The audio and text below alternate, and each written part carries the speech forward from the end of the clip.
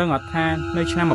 1941នៅឯ Denver មានបុរសវ័យចំណាស់ម្នាក់ឈ្មោះថា Peter តែងតែឮសំឡេងចម្លែកចេញពីលើផ្ទះរបស់គាត់ប៉ុន្តែគ្រប់ពេលដែលគាត់ទៅរកសំឡេងនោះម្ដងណាក៏មិនដែលឃើញអ្វីឡើយគាត់មិនដែលខ្វល់ពីខ្មោចអបិយជំនឿអីទេក៏គិតថាគ្រាន់តែជាសំឡេងដំបូលផ្ទះគាត់ប៉ុន្តែការគិតរបស់គាត់គឺខុសទាំងស្រុង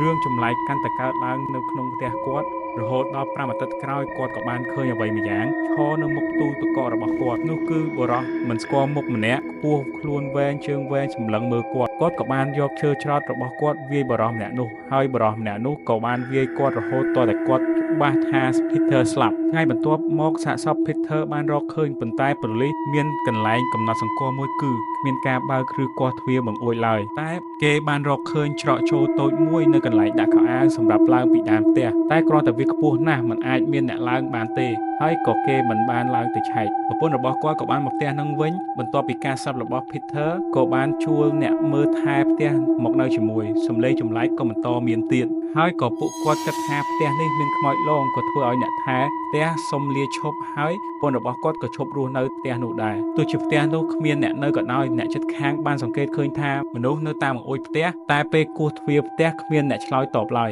បន្ទាប់ពីគេបានឃើញមនុស្សចម្លែកច្រើនដងក៏ប៉ូលីសសម្រេចចិត្តយាមល្បាតមនុស្សនោះក៏ស្រាប់តែយប់មួយបុរសម្នាក់នោះត្រូវបានប៉ូលីសឃើញរត់យ៉ាងលឿនចូលផ្ទះឡើងទៅលើបាត់ហើយប៉ូលីសក៏រត់ទៅតាមបុរសម្នាក់នោះហើយប៉ូលីសក៏បានឡើងទៅលើក៏ឃើញបុរសម្នាក់នោះកំពុងប្រញាប់ឡើងលើហើយក៏ប៉ូលីសចាប់បានបុរសម្នាក់នោះដែលមានឈ្មោះថា Theodore Edward Conway ហើយមានរហស្សនាមថា The Denver Spider-Man